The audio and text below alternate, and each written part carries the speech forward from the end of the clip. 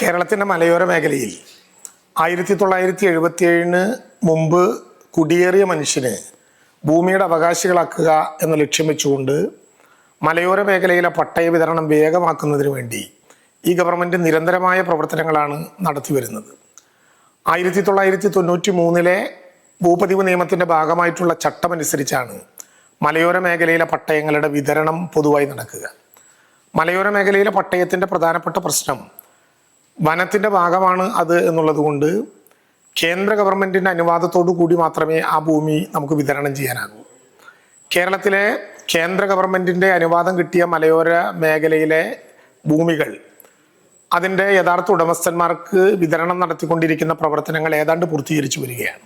77 മുമ്പിൽ കുടിയേറപ്പെട്ട ഭൂമി തലമുറകളായി കൈമാറി കിട്ടിയിട്ടും അന്ന് ബന്ധപ്പെട്ട ആളുകൾ അറിവില്ലായ്മ കൊണ്ട് അപേക്ഷ കൊടുക്കാനോ അതിൻ്റെ ഭാഗമായി റവന്യൂ വനം വകുപ്പുകൾ സംയുക്ത പരിശോധന എന്ന JVR നടത്താനോ ആ JVRൻ്റെ അടിസ്ഥാനത്തിൽ അനുവാദം കിട്ടി കേന്ദ്ര ഗവൺമെൻറ്റിന് അപേക്ഷിക്കാനോ കഴിയാത്ത സാഹചര്യം സൃഷ്ടിക്കപ്പെട്ടു. 30 കൊല്ലമായി ജോയിന്റ് വെരിഫിക്കേഷൻ നടത്താൻ പോലും പുതിയതായി നമുക്ക് സാഹചര്യം ഉണ്ടായിരുന്നില്ല.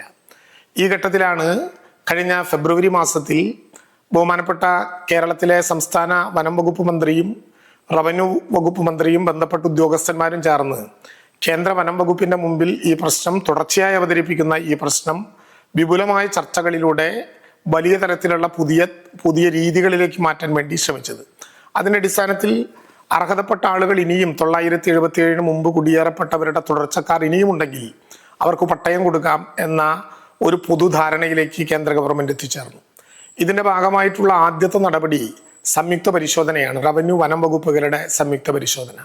അതിനുശേഷം അപേക്ഷ കൊടുക്കുകയും ടോപ്പോ ഷീറ്റിലേക്ക് മാറ്റി പരിവേഷ് പോർട്ടലിലൂടെ കേന്ദ്ര ഗവൺമെൻറ്റിനോട് അപേക്ഷിക്കുകയും കേന്ദ്ര ഗവൺമെൻറ് അനുവാദം തന്നാൽ എത്രയും പെട്ടെന്നത് അവർക്ക് വിതരണം ചെയ്യുകയും ചെയ്യലാണ് പ്രധാനപ്പെട്ട നടപടി വനഭൂമി പട്ടയവുമായി ബന്ധപ്പെട്ട്. ഈ JVR ആരംഭിക്കണമെങ്കിൽ ഏതെല്ലാം പ്രദേശത്താണ് ഈ അവകാശമുള്ള ആളുകൾ ഉള്ളത് എന്ന് തിരിച്ചറിയാൻ നമുക്ക് കഴിയേണ്ടി വരും. അതിൻ്റെ ഭാഗമായി ഒരു വിവരശേഖരണ പദ്ധതി കേരളത്തിലെ ഗവൺമെൻറ് ആരംഭിക്കാൻ നിശ്ചയിച്ചു.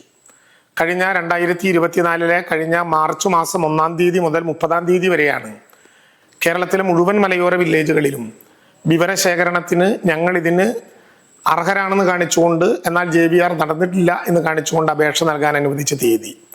എന്നാൽ ആ ഘട്ടം തെരഞ്ഞെടുപ്പിൻ്റെ തിരക്കിലായിരുന്നു. തെരഞ്ഞെടുപ്പിൻ്റെ തിരക്കിലായതുകൊണ്ട് മാർച്ച് 30-ാം തീയതി വരെയുള്ള ദിവസത്തിനിടയിൽ അപേക്ഷ കൊടുക്കാൻ കഴിയാതെ പോയി ഞങ്ങൾക്ക് വീണ്ടും അവസരം കിട്ടണം എന്ന് കർഷക സംഘടനകളും കർഷകരും എല്ലാം ആവശ്യപ്പെടുന്ന സ്ഥിതിവിശേഷം ഉണ്ടായി.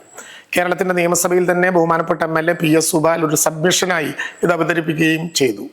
ഈ ഘട്ടത്തിൽ അങ്ങനെ അപേക്ഷ കൊടുക്കാൻ വിവരശേഖരണ പ്രകാരം അപേക്ഷ കൊടുക്കാൻ കഴിയാതെ പോയവർക്ക് മാർച്ച് 30-ന് കൊടുത്തു കഴിഞ്ഞപ്പോൾ അതിലും എത്തിച്ചേരാൻ പറ്റാത്തവർക്ക് വിവരശേഖരണത്തിൽ അപേക്ഷ കൊടുക്കാൻ ഒരു അവസരം കൂടി കൊടുക്കുക എന്ന ലക്ഷ്യം വെച്ചുകൊണ്ട് ജൂലൈ 30-ാം തീയതി വരെയുള്ള ദിവസങ്ങളിൽ മലയോര മേഖലയിലെ വില്ലേജ് ഓഫീസുകളിൽ അത് കൊടുക്കാനുള്ള ഒരു അവസരം കൂടി ഗവൺമെൻറ് ഉണ്ടാക്കുകയാണ്. അപ്പം അതുകൊണ്ട് ഏതെങ്കിലും കാരണവശാൽ 1977 മുമ്പ് കുടിയേറി കൈവശം വെച്ചിട്ടുള്ള ഭൂമി അത് തലമുറ കൈമാറി വന്നതാണെങ്കിലും ഹെറിഡിറ്ററിയായി തലമുറ കൈമാറി വന്നതാണെങ്കിലും സെയിൽ ഡ്യൂഡിലൂടെ മേടിച്ചതാണെങ്കിലും ഇപ്പോൾ കൈവശക്കാരനായിട്ടുള്ള ആൾ 1977 മുമ്പ് ഭൂമിയിൽ കുടിയേറി പാർത്തു എന്ന വിധത്തിലുള്ള അർഹത തെളിയിക്കുന്ന വിധത്തിൽ വിവരശേഖരണത്തിൽ അപേക്ഷ കൊടുക്കാനുള്ള അനുവാദം കിട്ടുകയാണ്.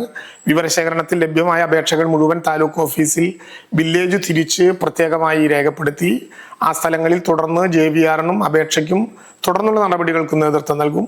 അതുകൊണ്ട് ഇനിയും അർഹരായ ആരെങ്കിലും മലയോര പട്ടയത്തിന് അപേക്ഷ കൊടുക്കാനുണ്ടെങ്കിൽ നിശ്ചയമായും ജൂലൈ 30-നകം നിങ്ങളുടെ വില്ലേജുകളിൽ കൊടുക്കണം. മലയോര മേഖലയിൽ അർഹതപ്പെട്ട മുഴുവൻ മനുഷ്യനും ഭൂമിയുടെ ഉടമസ്ഥരാക്കുക എന്നതാണ് നമ്മുടെ ലക്ഷ്യം. എല്ലാവർക്കും ഭൂമി, എല്ലാ ഭൂമിക്കും രേഖ, എല്ലാ സേവനങ്ങളും സ്മാർട്ട് എന്ന പ്രഖ്യാപിത ലക്ഷ്യത്തോടെ മുന്നോട്ട് പോകുന്ന റവന്യൂ വകുപ്പ് ഇക്കാര്യത്തിൽ നിങ്ങളോടൊപ്പമുണ്ട്. അപേക്ഷ കൊടുക്കാൻ എല്ലാവരും തയ്യാറാകണം എന്ന് അഭ്യർത്ഥിക്കുന്നു. നമസ്കാരം.